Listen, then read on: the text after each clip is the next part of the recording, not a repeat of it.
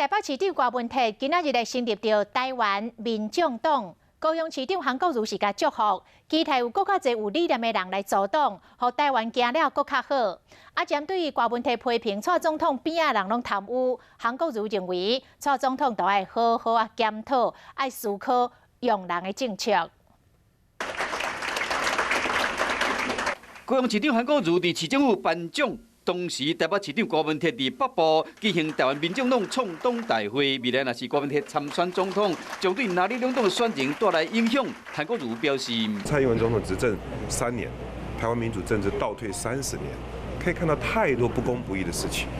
所以柯 P 市长愿意投入创立新的政党，我祝福他，也希望他能够让台湾的民主政治走向更好、更真、更善、更美的境界。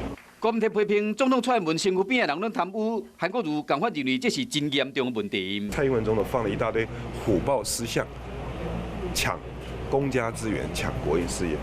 今天柯 P 市长这个指责是赤裸裸的，这个会将来登入历史记载的。一个总统不会用人，用的人全部是贪官污吏，这是多么的可怕！